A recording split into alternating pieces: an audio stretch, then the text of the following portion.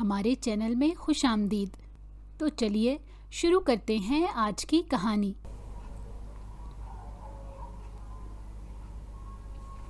کیا عمر ہے تمہاری؟ شہباز خانزادہ نے اسے اپنی نظروں میں سموتے ہوئے کہا۔ مردانہ آواز سن کر سسکیوں سے روتی اس نادان لڑکی نے بے ساختہ نظریں اٹھا کر دیکھا۔ سامنے ہی وہ دشمن جان کھڑا تھا، ہونٹوں میں سگریٹ دبائے، ماتھے پر بل ڈالے۔ وہ بہت ہی غور سے اسے دیکھ رہا تھا۔ وہ اشارہ کرنے لگی مگر اس سے پہلے ہی وہ اس کے منہ کو دبوچ چکا تھا۔ مجھے پتا ہے کہ تم بول سکتی ہو، میرے سامنے یہ ڈرامہ کرنے کی ضرورت نہیں، ورنہ جان سے مار دوں گا۔ تمہارا یہ پول میرے سامنے بہت پہلے ہی کھل چکا ہے۔ اس کے ساتھ ہی اس ناٹک کرنے والی نادان گونگی لڑکی کی نظروں کے سامنے وہ منظر گھومنے لگا۔ چند سال پہلے ہی جب اس کے پیچھے آوارہ لڑکے لگے تھے تب وہ اس سے جا کر ٹکرائی تھی اور اس نے شہباز سے مدد کے لیے کہا تھا۔ 17 سال، اس نے کانپتی ہوئی آواز میں جواب دیا۔ اس کا جواب سن کر اس کے لبوں پر ایک پراسرار مسکراہٹ پھیل گئی۔ تم سے بدلہ لینے میں بہت مزہ آئے گا۔ مجھے خوشی ہوئی ہے کہ تم نے مجھے سچ بتایا۔ اب مجھے بتاؤ کہ ڈرامہ کرنے کی کیا ضرورت تھی؟ وہ براہ راست اس کی آنکھوں میں دیکھتے سوال کر رہا تھا، پھر کچھ سوچ کر خاموش ہو گیا۔ اس نے بات تبدیل کی اور کہنے لگا، تمہارے ساتھ میں بہت ہی زبردست کھیل کھیلنے والا ہوں۔ شہباز نے عجیب سے انداز میں کہا تو وہ جی جان سے کانپ گئی۔ خدا کے لیے سائیں مجھے بخش دیں، مجھے معاف کر دیں، مجھے اپنے گھر والوں کے پاس جانا ہے۔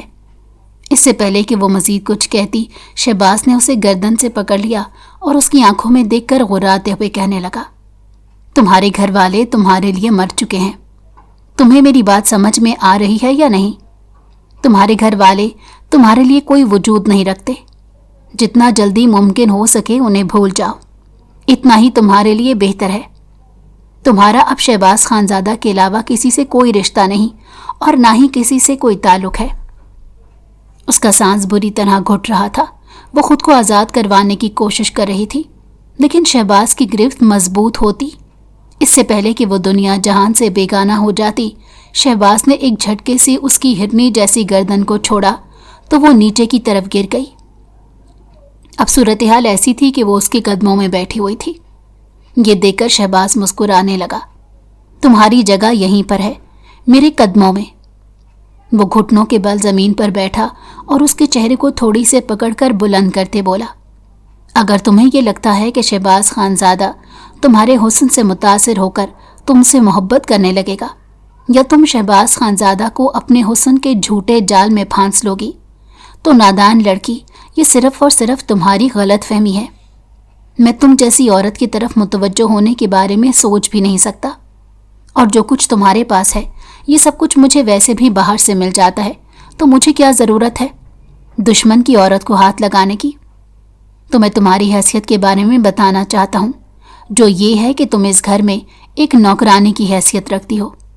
تم ونی میں آئی ایک بے مول لڑکی ہو۔ اگر میں تمہیں صاف الفاظ میں بتا دوں تو تم میری ملازمہ ہو۔ وہ تم لوگ انگلش میں اسے کیا کہتے ہو؟ ہاں، آج کے بعد تم میری پرسنل میڈ ہو، جو میرے سارے کام کیا کرے گی اور جسے بدلے میں صرف 2 وقت کی روٹی ملے گی۔ میں تمہارے ساتھ جیسا چاہے سلوک کروں تو مجھ سے سوال جواب نہیں کر سکتی، اور نہ ہی تم کسی اور سے اس بارے میں ذکر کرو گی۔ اس کمرے میں جو بھی باتیں ہوں گی وہ ہم دونوں کے درمیان میں رہیں گی۔ اگر تو مجھے پتا چلا، نادان لڑکی، کہ تم نے ایک بھی بات کسی کو جا کر بتائی ہے تو اسی دن تمہاری جان اپنے ہاتھوں سے لے لوں گا۔ یہ کہہ کر وہ اٹھا اور بستر پر لیٹ گیا۔ چلو آؤ، میرے جوتے اتارو اور میرے پاؤں دباؤ۔ زرمینہ نے بے ساختہ بھیگی پلکوں سے اس کی طرف دیکھا، مگر اس ظالم شخص کے دل میں تو جیسے رحم نام کی کوئی چیز نہیں تھی۔ وہ چھوٹے چھوٹے قدم اٹھاتی اس کے پاس اس کے قدموں میں جا کر بیٹھ گئی اور اپنے ہاتھوں سے اس کے پاؤں پکڑ کر دبانے لگی۔ وہ بہت ہی غور سے سامنے موجود لڑکی کے چہرے کو دیکھ رہا تھا، جیسے اندازہ لگانے کی کوشش کر رہا ہو کہ اس کے دل میں کیا چل رہا ہے۔ مجھے پتہ لگا ہے کہ تم مجھ سے محبت کرتی تھی۔ شہباز کی بات سن کر اس نے حیرانگی اور بے یقینی کی ملی جلی کیفیت سے اس کی طرف دیکھا۔ مجھے جلدی سے میرے سوال کا جواب دو، مجھے انتظار کرنے کی عادت نہیں ہے۔ وہ غصے سے بولا، تو وہ بڑبڑاتے ہوئے زور و شور سے نفی میں سر ہلانے لگی۔ مجھے جھوٹ بولنے والی عورتیں بھی زہر لگتی ہیں۔ جو عورتیں فریب کرتی ہیں میں انہیں عورت سمجھتا ہی نہیں ہوں۔ وہ سنجیدگی سے کہہ رہا تھا۔ زرمینہ کو سمجھ نہیں آ رہی تھی کہ وہ کیا جواب دے۔ وہ ایک عجیب قسم کی کشمکش میں مبتلا ہو گئی تھی۔ اس انسان سے وہ محبت نہیں کرتی تھی، بلکہ اس انسان سے تو اس کی بہن محبت کرتی تھی جس کے ساتھ وہ پھنس گئی تھی۔ میں سچ کہہ رہی ہوں، مجھے کبھی بھی آپ سے محبت نہیں رہی۔ ابھی اس نے بات مکمل نہیں کی تھی کہ شہباز نے اسے بازو سے پکڑ کر اپنی طرف کھینچا اور وہ اس کے سینے سے جا لگی۔ اس کا دل کسی سوکھے پتے کی طرح لرزنے لگا تھا۔ شہباز نے اس کی کمر پر ہاتھ رکھا ہوا تھا۔ اسے یوں لگ رہا تھا جیسے اس کی کمر پر کوئی چیز رینگ رہی ہو۔ اب تم مجھ سے محبت کرو گی، صرف اور صرف مجھ سے۔ میرے علاوہ تم کسی اور کی طرف نظر اٹھا کر بھی نہیں دیکھو گی۔ اگر تو مجھے پتا چلا تم نے کسی اور مرد کو اپنی طرف متوجہ کرنے کی کوشش کی ہے تو تمہیں ساری دنیا کے سامنے عبرت کا نشان بنا کر رکھ دوں گا۔ تم نے جو سال شہر میں گزارے ہیں، جتنی بھی پڑھائی کی ہے، وہ ساری پیچھے چھوڑ کر آ جاؤ، کیونکہ یہاں پر تمہیں میرے اصولوں کے مطابق اور میری مرضی کے مطابق اپنی زندگی گزارنی ہوگی۔ زرمینہ اسے بتانا چاہتی تھی کہ یہ انسانیت کے سراسر خلاف ہے۔ وہ اس کے ساتھ زبردستی نہیں کر سکتا اور نہ ہی اس سے اس کی خوشیاں چھین سکتا ہے، مگر وہ جانتی تھی کہ ان ساری باتوں کا کوئی فائدہ نہیں ہوگا، کیونکہ اس کے سامنے کوئی انسان نہیں بلکہ حیوان موجود تھا۔ جی میں آپ کی بات سمجھ گئی۔ وہ جی جان سے لرز اٹھی۔ بہت ہی اچھی بات ہے۔ اب وہ اس کے بالوں میں انگلیاں پھیرنے لگا۔ تمہارے بالوں کی خوشبو مجھے مدہوش کر رہی ہے۔ اس نے پیچھے کھسکنے کی کوشش کی، لیکن شہباز نے اس کے بازو کو مضبوطی سے پکڑ لیا۔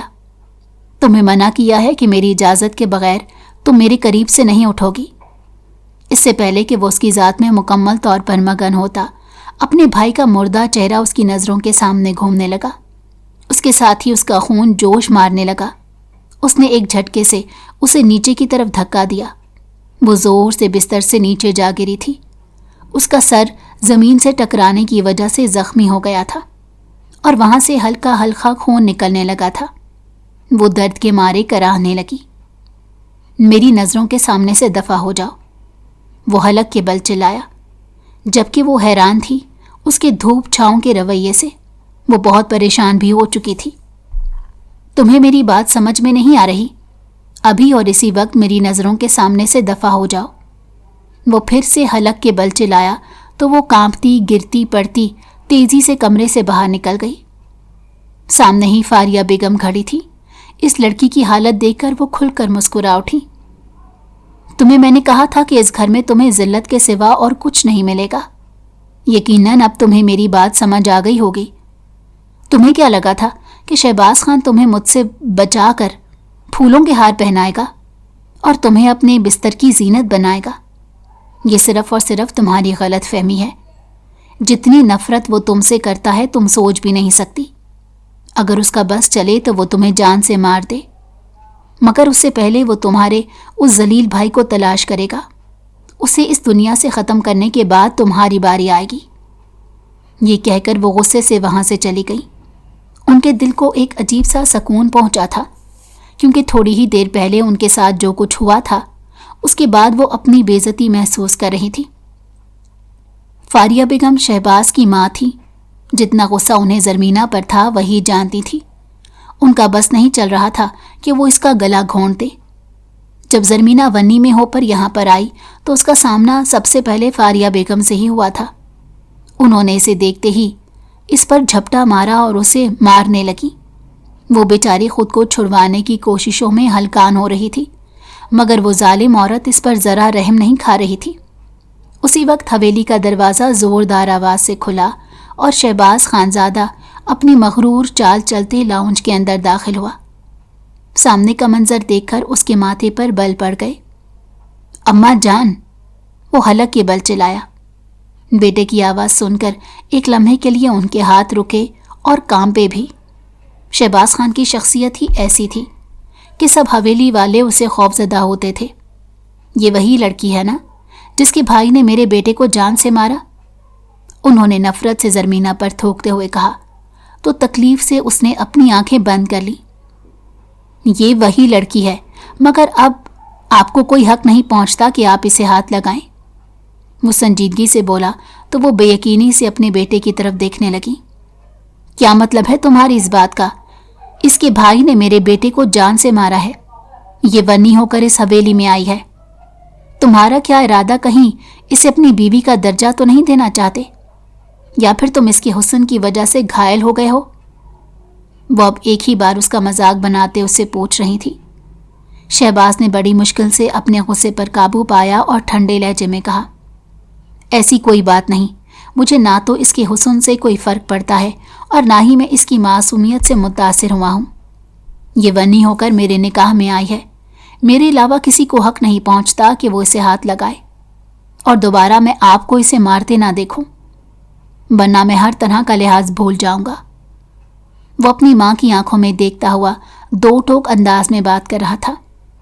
فاریہ بیگم کی زندگی میں پہلی بار اتنی شدید شرمندگی انہیں اٹھانی پڑی تھی۔ بے ساختہ انہوں نے اپنے چاروں طرف دیکھا، سارے حویلی والے وہاں جمع تھے اور ان کا بیٹا سب لوگوں کے سامنے انہیں ان کی حیثیت یاد دلا رہا تھا۔ یہ ان کے لیے ہرگز قابل قبول نہیں تھا۔ شہباز مضبوط قدم اٹھاتا زرمینہ کی طرف بڑھا اور اسے بازوؤں سے پکڑ کر اٹھاتے ہوئے کمرے میں لے گیا۔ سب حویلی والے حیرت سے اس کی پشت کو دیکھ رہے تھے۔ کل تک تو وہ ہر چیز تہس نہس کر دینے کا ارادہ رکھتا تھا، اور آج وہ اسے اپنے کمرے کی زینت بنا رہا تھا۔ سب لوگوں کے لیے یہ بات انتہائی حیران کن تھی، مگر جب انہوں نے کمرے سے آنے والی چیخوں کی آوازیں سنی تو انہیں ساری بات کا علم ہو گیا۔ فاریہ بیگم بھی کھل کر مسکرا اٹھی تھی۔ زرمینہ اس وقت لاؤنج میں اکیلی کھڑی تھی۔ اس کے بدن پر اس وقت ایک پتلا لباس موجود تھا۔ اسے شدید سردی کا احساس ہو رہا تھا۔ وہ کچھ سوچتے ہوئے صوفے پر ہی بیٹھ گئی۔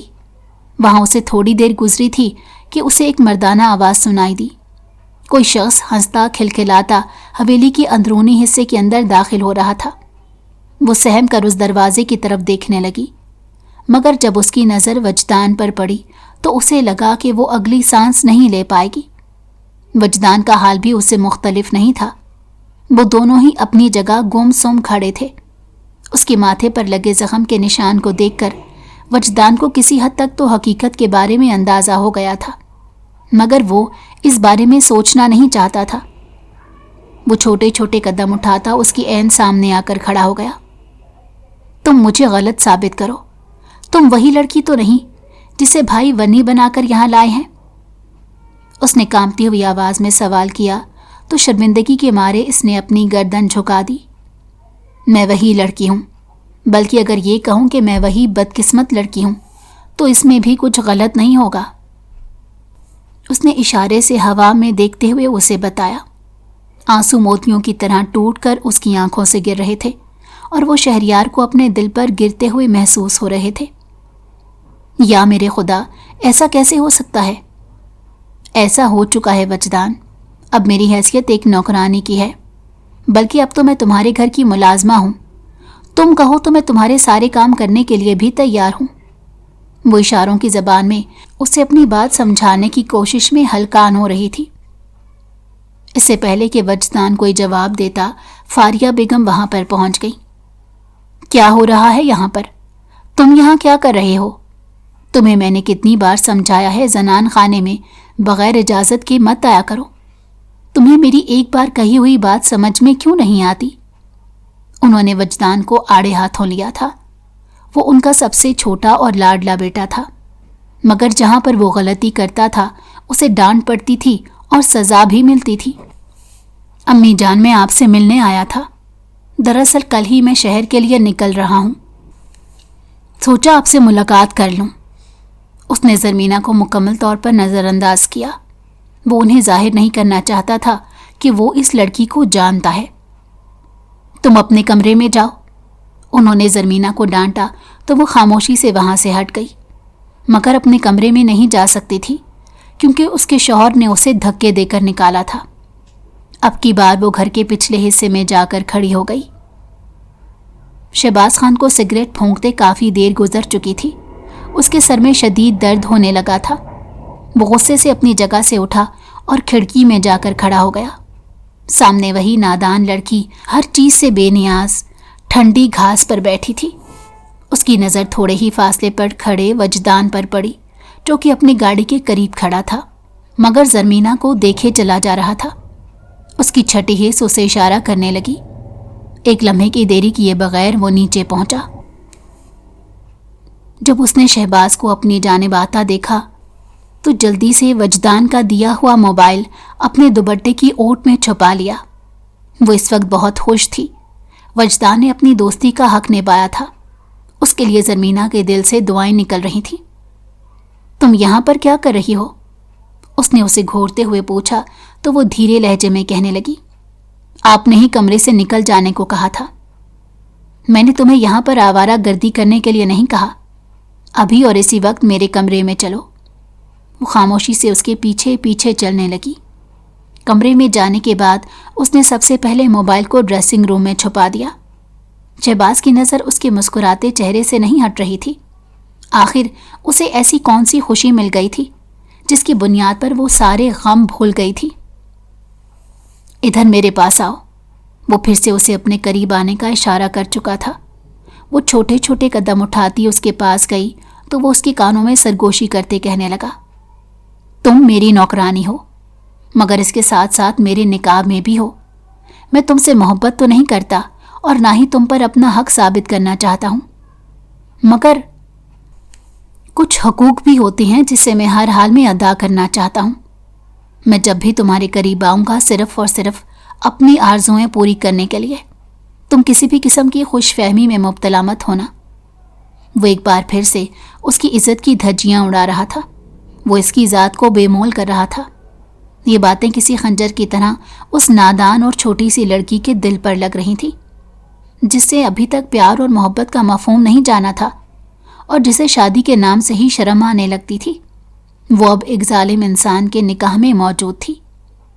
اس رات شہباز نے اس پر اپنا حق ثابت کر دیا۔ ساری رات وہ روتی رہی۔ اس کی سسکیوں کی آواز پورے کمرے میں گونجتی رہی مگر اس ظالم انسان کو اس پر ایک لمحے کے لیے بھی ترس نہیں آیا۔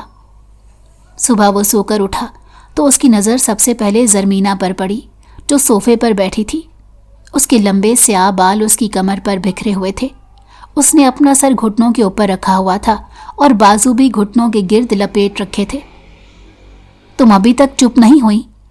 اس نے بیزاریت سے پوچھا۔ تمہاری آواز میرے کانوں میں درد کر رہی ہے۔ ابھی اور اسی وقت خاموش ہو جاؤ ورنہ تمہیں سزا دوں گا۔ اس کی بات سن کر وہ سہم گئی۔ کمرے میں ایک بار پھر سے خاموشی چھا گئی۔ وہ اس سے شدید نفرت کرتی تھی، اتنی نفرت کرتی تھی کہ اس کا بس چلتا تو شہباز کی جان اپنے ہاتھوں سے لے لیتی۔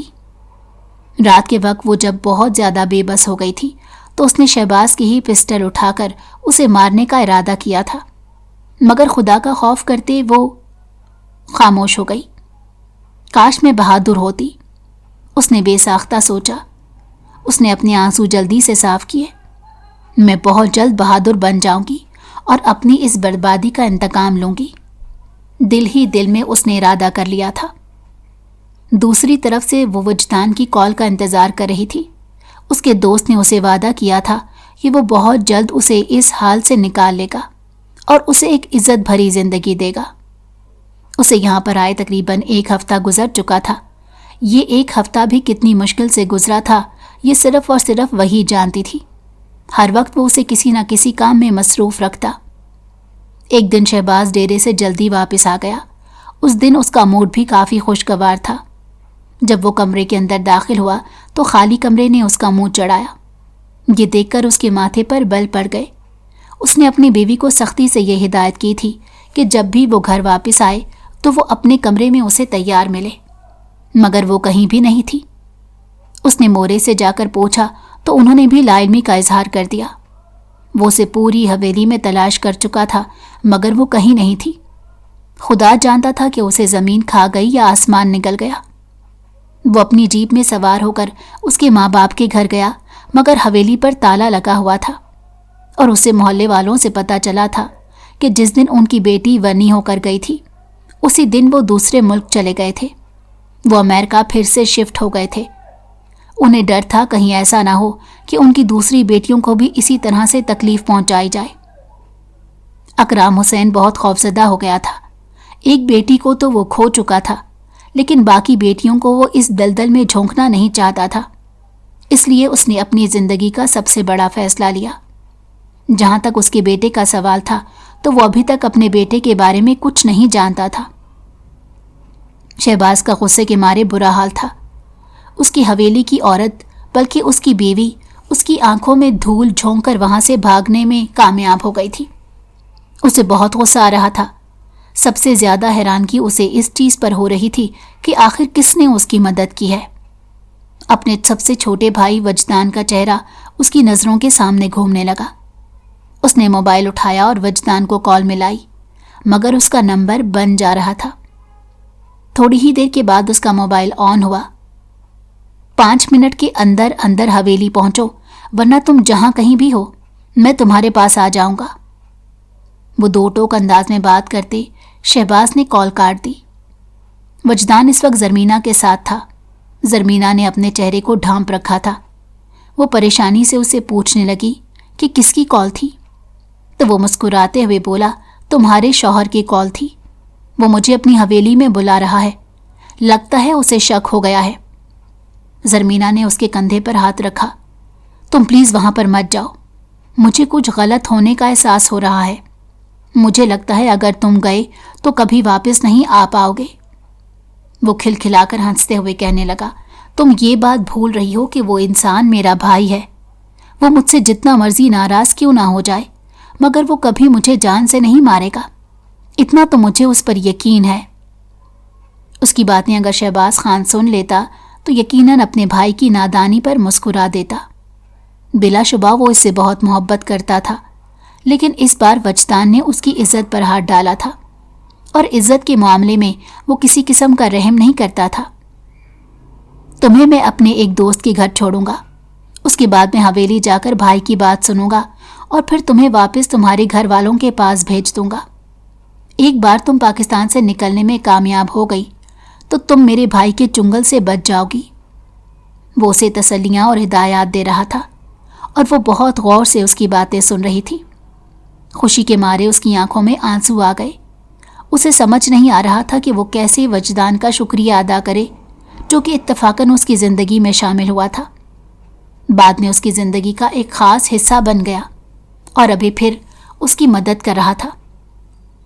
وجدان کو وہ لڑکی پہلی ہی نظر میں بہت پسند آئی تھی، اور وہ اس کی اشاروں کی زبان کو بھی سمجھتا تھا، بلکہ کبھی کبھار تو ویسا ہوتا کہ وہ اس کی آنکھوں میں دیکھ کر اندازہ لگا لیتا کہ اس کے ذہن میں کیا چل رہا ہے۔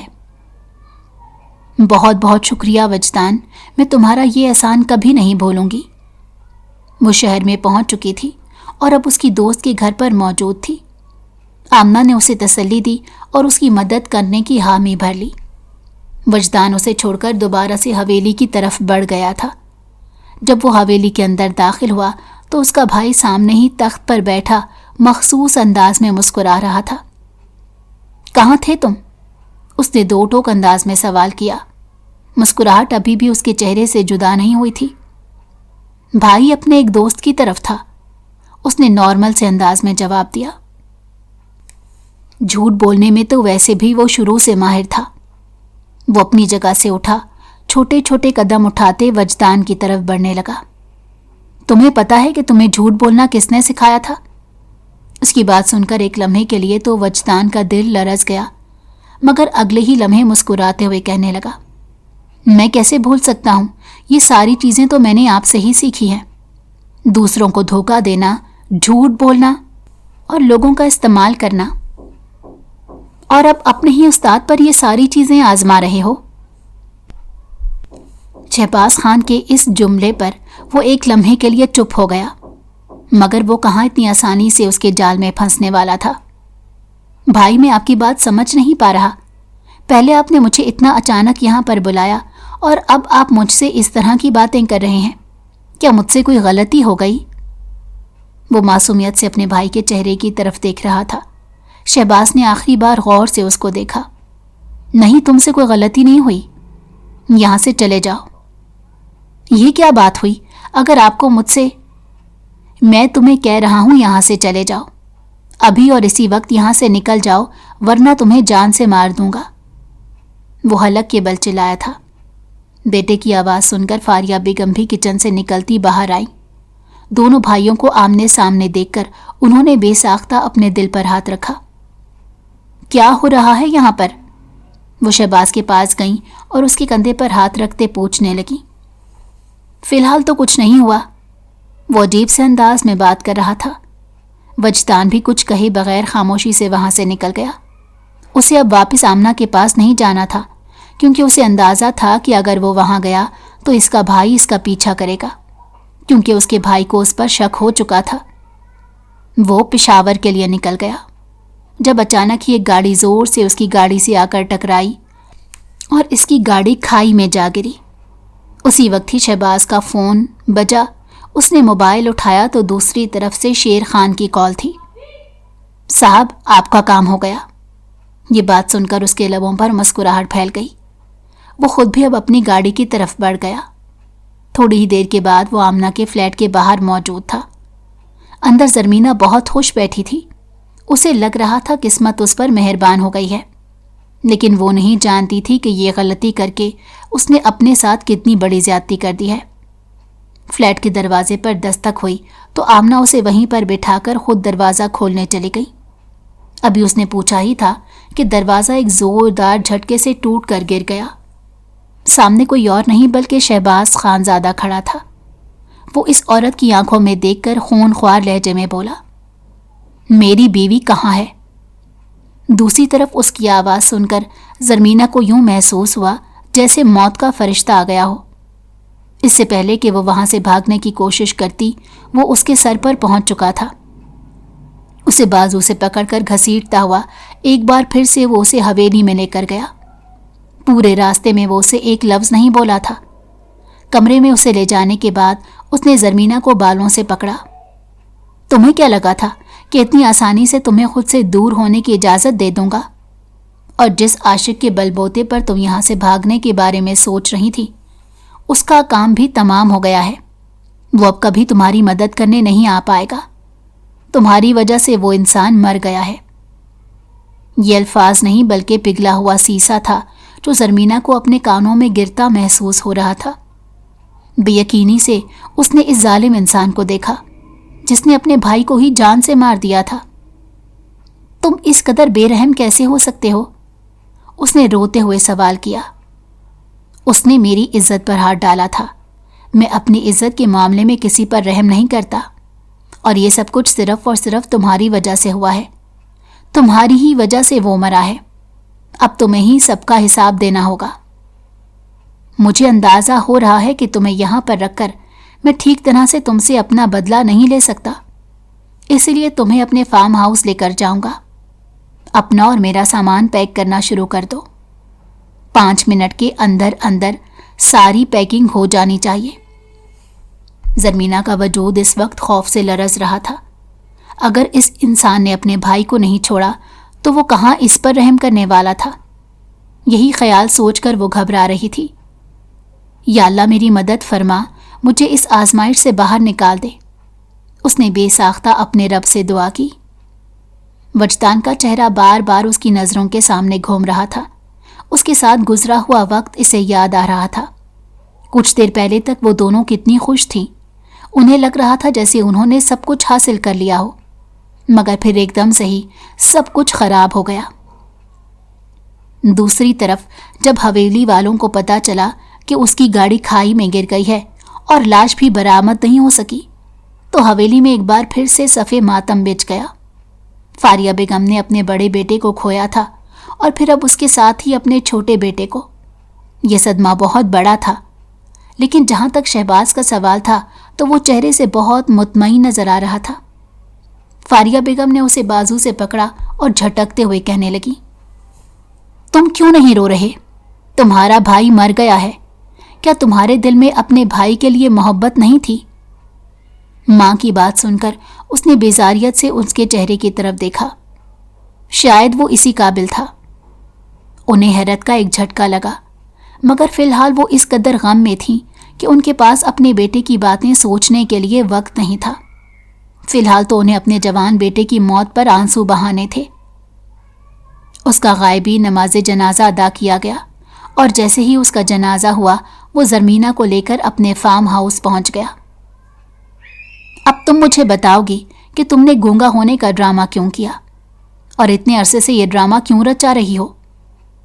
اس نے بتایا جب وہ چھوٹی سی تھی تب وہ کچھ دن رہنے کے لیے اپنی خالہ کے گھر گئی تھی۔ وہاں پر کچھ آدمی زبردستی گھر کے اندر داخل ہو گئے تھے جنہوں نے اس کی خالہ کے ساتھ ظلم کیا تھا، مگر وہ کچھ بول نہیں پائی تھی اور نہ ہی مدد کے لیے پکار پائی تھی۔ وہ بہت زیادہ ڈر گئی تھی اور پھر اس دن کے بعد وہ کبھی نہیں بولی۔ شہباز نے ایک گہری سانس لی۔ ٹھیک ہے، لیکن آج کے بعد تم سب لوگوں کے سامنے بات کرو گی اور ہر کسی کی باتوں کا جواب دو گی۔ وہ معصومیت سے ہاں میں سر ہلانے لگی۔ وہ اس وقت گھوڑوں کے استبل میں موجود تھا جبکہ وہ اس کے پیچھے ڈری سہمی کھڑی تھی۔ آج کے بعد تم یہاں سویا کرو گی۔ زرمینہ کو لگا اس کے کانوں نے کچھ غلط سن لیا ہے، مگر وہ سنجیدہ تھا۔ اپنا بستر یہاں پر لگا لو، بلکہ تمہیں بستر کی بھی ضرورت نہیں۔ تمہاری اوقات ہی نہیں کہ تمہیں زمین پر بچھانے کے لیے کوئی چیز دی جائے۔ یہ کہہ کر وہ غصے سے وہاں سے چلا گیا۔ وہ جانتا تھا کہ زرمینہ کو گھوڑوں سے بہت خوف محسوس ہوتا ہے۔ اسے اس جانور سے بہت ڈر لگتا تھا کیونکہ بچپن میں ایک بار اس نے اپنے بھائی کے کہنے پر گھڑ سواری کی تھی اور اس دن وہ گر گئی تھی اور بری طرح زخمی بھی ہو گئی تھی۔ گھوڑا اس کے اوپر چڑھنے کو تیار تھا مگر اس کی خوش قسمتی کہ وہ بچ گئی۔ اس دن کے بعد سے وہ اس جانور سے پناہ مانگنے لگی تھی۔ شہباز کے جانے کے بعد وہ تیزی سے باہر نکلی تاکہ وہ بھی اندر جا سکے، لیکن سامنے کھڑے گارڈ کو دیکھ کر اس کے قدم زمین پر ہی جم گئے۔ بی بی صاحبہ، آپ کو یہاں سے قدم باہر نکالنے کی اجازت نہیں۔ صاحب نے ہمیں حکم دیا ہے کہ اگر آپ یہاں سے باہر گئیں تو ہم آپ کو گولی مار دیں۔ کوئی انسان اس قدر سخت دل کیسے ہو سکتا ہے؟ اس نے بے ساختہ سوچا تھا۔ وہ نہ چاہتے ہوئے بھی دوبارہ استبل کے اندر داخل ہو گئی۔ جگہ جگہ گھوڑوں کا گند پڑا تھا اور عجیب سی بدبو تھی۔ اس کی طبیعت خراب ہو رہی تھی۔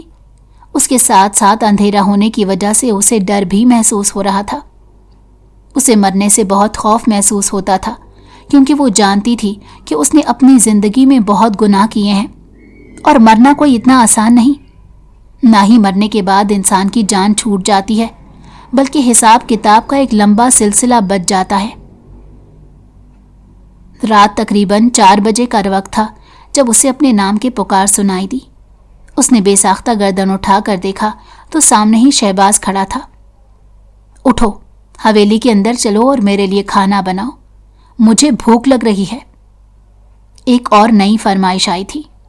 وہ خاموشی سے اٹھی اور چھوٹے چھوٹے قدم اٹھاتی اس کے پیچھے چلنے لگی۔ پہلے وہ فریش ہوئی، اس کے بعد وہ کچن میں کھڑی ہو گئی۔ شہباز اب غور سے اس کی پشت کو دیکھ رہا تھا۔ تمہارے بھائی پر ابھی تک قتل کا الزام ثابت نہیں ہوا۔ اس کے یہ الفاظ کسی ٹھنڈی پھوار کی طرح زرمینہ کو اپنے دل پر لگتے محسوس ہوئے۔ میں نے آپ کو پہلے ہی کہا تھا کہ میرا بھائی قاتل نہیں ہے۔ اس سے پہلے کہ وہ مزید کچھ کہتی، شہباز نے اسے بازو سے دبوچ لیا۔ تمہیں اپنے بھائی کے بارے میں بات کرنے کا کوئی حق نہیں۔ جو کچھ میں کہہ رہا ہوں وہ سنو۔ جب تک میں تمہیں اجازت نہ دوں تب تک تم اپنی زبان مت کھولا کرو۔ تم زہر لگتی ہو مجھے۔ شرمندگی اور بے چینی کی وجہ سے اس نے جلدی سے اپنا منہ بند کیا اور خاموشی سے زمین کی طرف دیکھنے لگی۔ مگر میرے آدمی ابھی تک تمہارے بھائی کو تلاش کر رہے ہیں۔ صرف اور صرف ایک بار وہ میرے ہتھے چڑھ جائے تب اسے جان سے مار دوں گا اور پھر اس کے بعد تمہاری جان اپنے ہاتھوں سے لوں گا۔ تم نے جو بے وفائی میرے ساتھ کی ہے اس کے بعد تمہیں زندہ رہنے کا کوئی حق نہیں۔ میں نے آپ کے ساتھ کوئی بے وفائی نہیں کی۔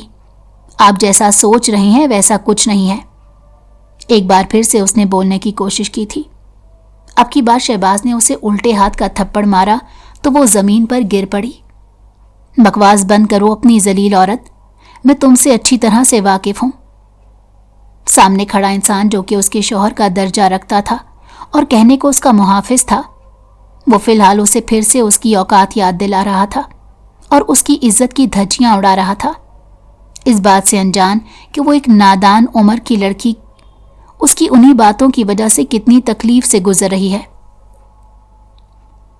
تقریباً 2 گھنٹے لگا کر اس نے اس کے لیے کھانا بنایا، مگر اس کے بعد اس نے کھانا کھانے سے صاف انکار کر دیا اور اپنی ملازمہ کو آواز دی، جو کہ صرف اور صرف اس وقت اپنے صاحب کی وجہ سے جاگ گئی تھی۔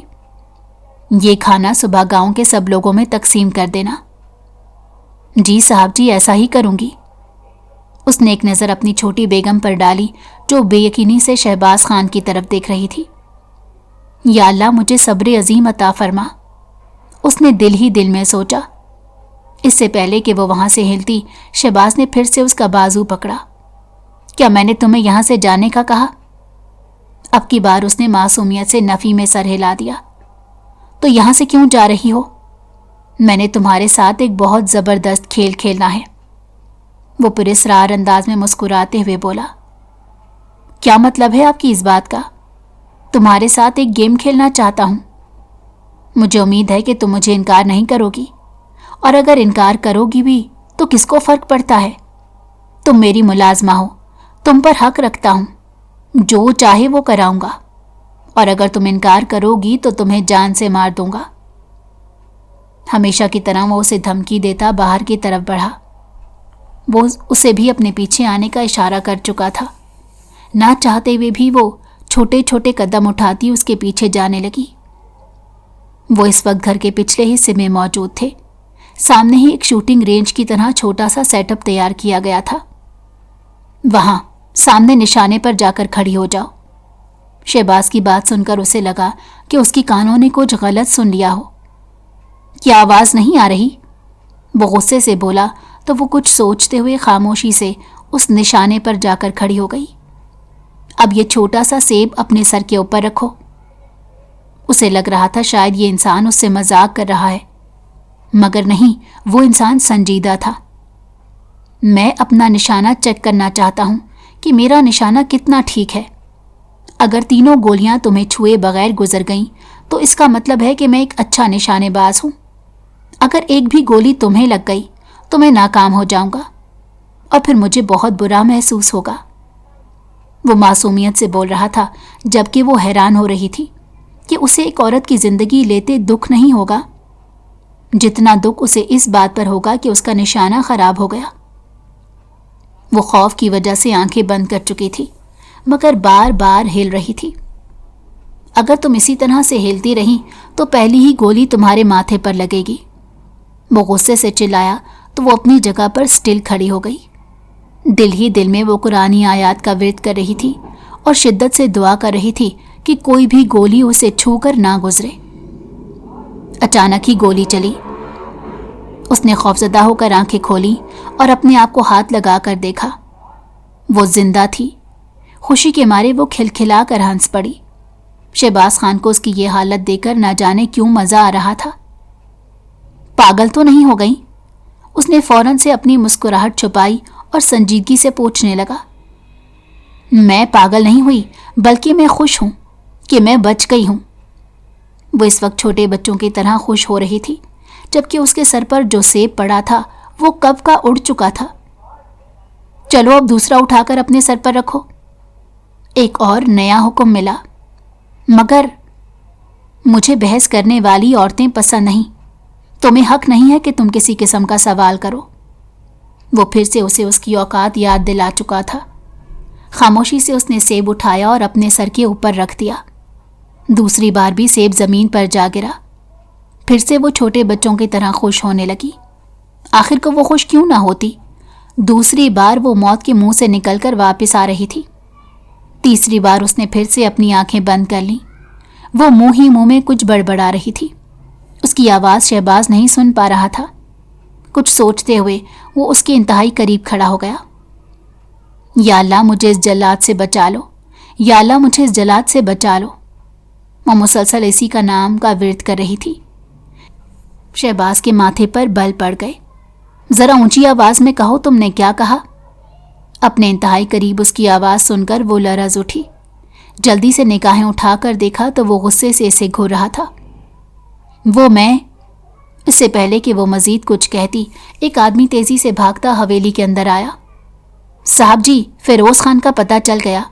हमारे आदमियों ने उसे पकड़ लिया है। अगर आप कहीं तो मैं उसे यहीं पर ले आऊं। अरे फिरोज मेरा दोस्त, मुझे यकीन था वो एक दिन मुझे जरूर मिलेगा। हाँ, उसे यहीं पर ले आओ, उससे यहीं पर सारे हिसाब किताब कर लूंगा। ये कहकर वो अपनी बेगम की तरफ मुतवज्जो हुआ।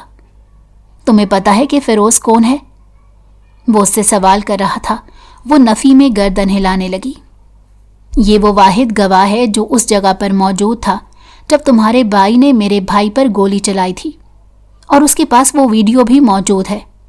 बस एक बार मैं वो वीडियो देख लूं तो सारी हकीकत सामने आ जाएगी। ये कहकर वो मुस्कुराता हुआ बैठक की तरफ बढ़ गया, जबकि वो खामोशी से अपने कमरे में आ गई थी। वजदान का चेहरा एक बार फिर उसकी नज़रों के सामने घूमने लगा। उसे एहसास हो रहा था कि उसका कितना बड़ा नुकसान हुआ है। काश मैं उसकी मदद ना मांगती, उसने बेसाख्ता सोचा। वो वहीं ज़मीन पर बैठ गई और फूट फूट कर रोने लगी। अगर मैं उसे वो सब कुछ करने के लिए ना कहती तो कम से कम वो जिंदा तो होता। एक बार फिर से उसे उसका ज़मीर मलामत करने लगा। मैं कितनी बदकिस्मत लड़की हूं ना तो अपने भाई को बचा पा रही हूं और ना ही मैं उस इंसान को बचा सकी और ना ही खुद को बचा पाऊंगी। बेबसी का एहसास था कि बढ़ता ही चला जा रहा था। माजी के मनाजिर एक बार फिर से उसकी नज़रों के सामने घूमने लगे। उसे वो दिन कभी नहीं भूल सकता था जब वो अमेरिका से पहली बार वापस आई थी। लिहाजा इकराम साहब ने फैसला किया था वो अब अपने घर वालों के साथ पाकिस्तान में ही बाकी की ज़िंदगी गुजारेंगे, क्योंकि अमेरिका जैसा मुल्क उनकी जवान बच्चियों के लिए बिल्कुल ठीक नहीं था, और ये फैसला उन्होंने बहुत सोच समझ कर किया था। वो पहली बार नदी के किनारे गई थी जहाँ पर उसका सामना वजदान से हुआ था। वो इस वक्त ज़ख्मी हालत में ज़मीन पर पड़ा था। इसे देखकर वो बहुत ज़्यादा परेशान हो गई। वो अपनी दोस्त की मदद से इस शख्स को सहारा दे आई थी और फिर उसे अपने घर ले गई थी। इकराम हुसैन ने इस जवान लड़के की मरहम पट्टी करवाई। जब वो थोड़ा सा ठीक हुआ तो उसके घर वालों को बुलाया गया, और तब इकराम हुसैन की शहबाज खानजादा से पहली बार बातचीत हुई थी। दोनों ख़ानदानों के दरमियान शुरू में अच्छे ताल्लुकात थे, एक दूसरे के घर में आना जाना था, लेकिन फिर बाद में सरदारी का मसला बन गया। इकराम हुसैन अपने बेटे को गांव का सरदार बनाना चाहता था, लेकिन दूसरी तरफ शहबाज खुद सरदारी हासिल करना चाहता था। यही वजह थी कि वो दोनों ख़ानदान फिर से एक दूसरे से अलग हो गए। जहाँ तक वजदान का सवाल था तो वह भी इस छोटी सी लड़की से बात करता था जो उसे पहली ही नज़र में बहुत अच्छी लगी थी।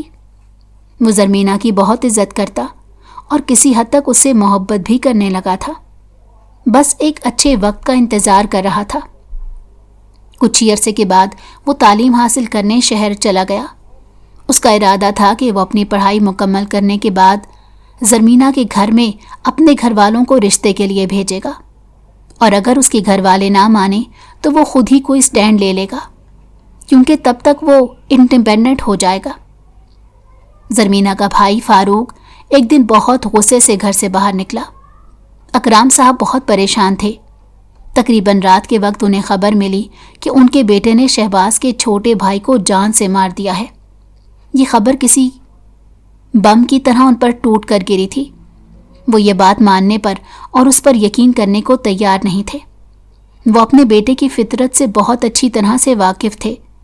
वो जानते थे कि कुछ भी हो जाए वो इतना बड़ा कदम नहीं उठा सकता, उसमें इतना दम नहीं है कि वो किसी को जान से मार दे। उन्होंने शहबाज से इस बारे में बात की, मगर वो उनकी बात सुनने पर तैयार ही नहीं था। उस जगह पर दो लोग मौजूद थे। एक मामूली सा इंसान था जिसने उसकी गवाही दी थी, और दूसरा फिरोज था जो कि चौधरियों का लड़का था।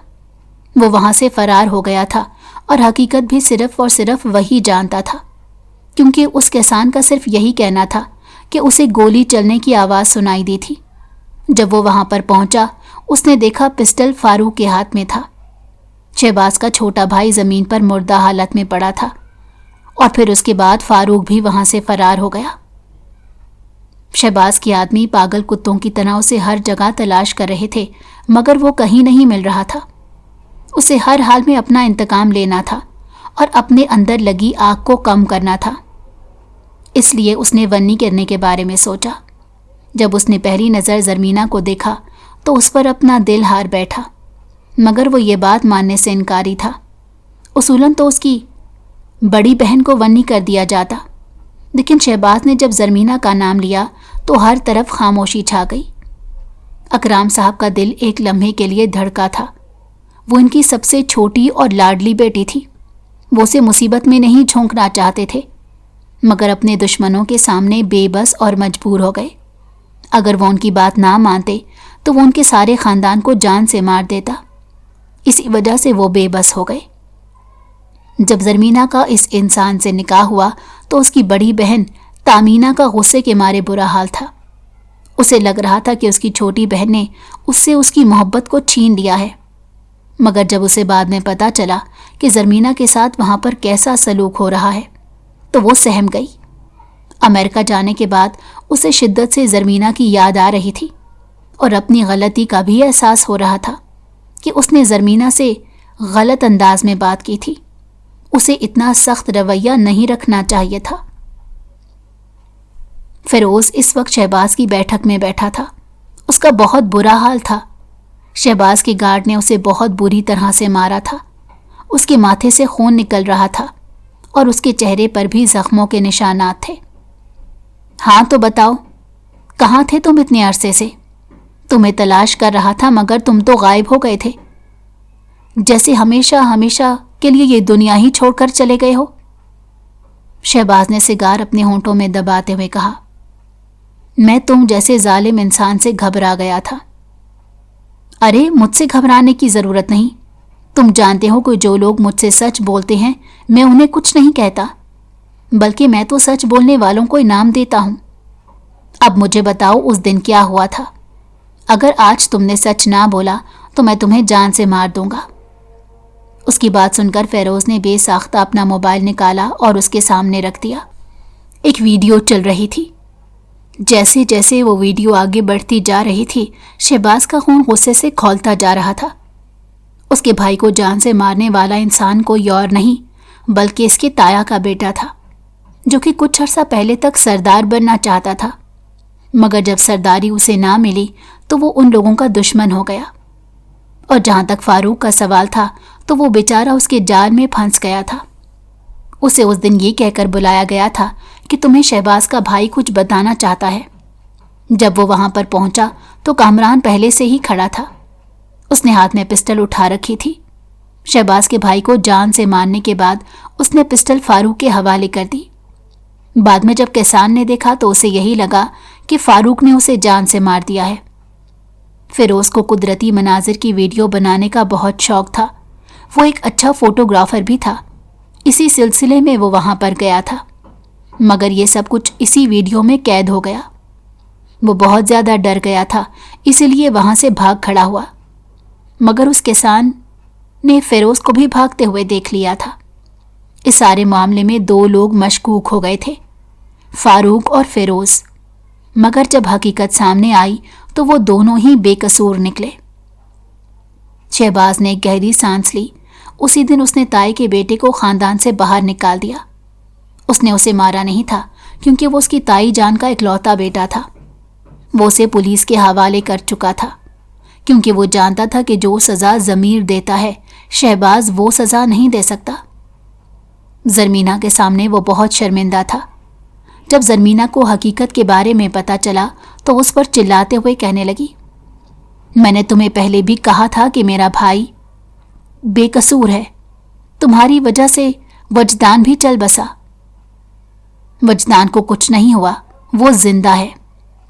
شہباز نے نظریں چراتے ہوئے کہا، کیا تم نے مجھے اتنا ظالم سمجھا ہے کہ میں اپنے جان سے عزیز بھائی کو مار دوں گا؟ وہ سب کو صرف اور صرف ڈرامہ تھا۔ میں تو تمہیں تنگ کرنا چاہتا تھا اور تمہیں پریشان کرنا چاہتا تھا، جس میں کامیاب ہو گیا۔ وہ اس وقت اسپتال میں ہے اور اسے تھوڑی سی چوٹیں آئی ہیں۔ تم اس قدر ظالم کیسے ہو سکتے ہو؟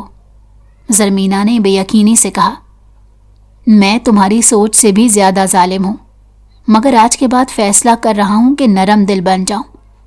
تم اس بارے میں کیا کہتی ہو؟ وہ شرارتی انداز میں اس کی طرف دیکھ رہا تھا۔ میری طرف سے تم جو مرضی بن جاؤ، مجھے فرق نہیں پڑتا۔ مجھے صرف اور صرف اپنے گھر والوں کے پاس جانا ہے۔ حقیقت سامنے آ گئی ہے، میرا تمہارے ساتھ کوئی تعلق نہیں۔ اس سے پہلے کہ وہ کچھ کہتی، اسے چکر آئے اور وہ لڑکھڑا کر زمین پر گر پڑی۔ جب اسے ہوش آیا تو وہ اسپتال میں تھی۔ شہباز اس کے قریب بیٹھا مسکرا رہا تھا۔ مبارک ہو، تم میرے بچے کی ماں بننے والی ہو۔ یہ خبر تھی یا کوئی بم تھا جو اس کے سر پر آن گرا تھا؟ یہ تم کیا کہہ رہے ہو؟ یہ میں نہیں کہہ رہا، یہ ڈاکٹر صاحب کہہ رہے ہیں۔ ڈاکٹر صاحب بتائیے نا میری بیوی کو کہ یہ میرے بچے کی ماں بننے والی ہے۔ اس دن کے بعد سے وہ بہت گم سم رہنے لگی۔ اس نے سوچا تھا کہ وہ اس انسان سے دور ہو جائے گی اور اپنی نئی زندگی شروع کرے گی، مگر اس بچے نے اس کے پاؤں میں زنجیریں ڈال دی تھی۔ دوسری طرف شہباز بھی اب پہلے سے بہت اچھا ہو گیا تھا۔ وہ اس کا خیال رکھتا، اس سے محبت کا اظہار کرتا، اس سے ہنسی مذاق کرتا تھا۔ ماضی کی سب تلخیوں کو مٹانے کی وہ ہر ممکن کوشش کر رہا تھا۔ ایک دن وہ لان میں بیٹھی تھی جب وہ اس کے قریب آ کر بیٹھا۔ مجھے لگتا ہے میں تمہارے دل میں کبھی بھی اپنے لیے محبت پیدا نہیں کر پاؤں گا۔ اس نے ایک ٹھنڈی سانس لیتے ہوئے یہ بات کہی تھی۔ محبت ہونا ضروری تو نہیں، زرمینہ نے بے ساختہ کہا۔ میں تمہاری عزت کرتی ہوں، تم میرے ہونے والے بچے کے باپ ہو، تم میرا بہت خیال رکھتے ہو۔ مجھے یقین ہے کہ تم میرے بچوں کا بھی اسی طرح سے خیال رکھو گے۔ اور جہاں تک محبت کا سوال ہے تو وقت گزرنے کے ساتھ ساتھ شاید میرے دل میں پیدا ہو جائے۔ بات کر کے وہ خاموش ہو گئی۔ شہباز اس کے ہاتھوں کو مضبوطی سے پکڑتے ہوئے بولا، میں اسی دن کا انتظار کر رہا ہوں جب تم مجھ سے محبت کا اظہار کرو گی۔ وہ دن میرے لیے دنیا کا سب سے بہترین دن ہوگا۔ زرمینہ بھی پھیکے سے انداز میں مسکرا دی تھی۔ اس نے امریکہ جانے کا پروگرام کینسل کر دیا تھا۔ وہ اسی انسان کے ساتھ زندگی گزارنا چاہتی تھی اور اسے یقین تھا کہ بہت جلد وہ اس انسان سے پیار کرنے لگے گی۔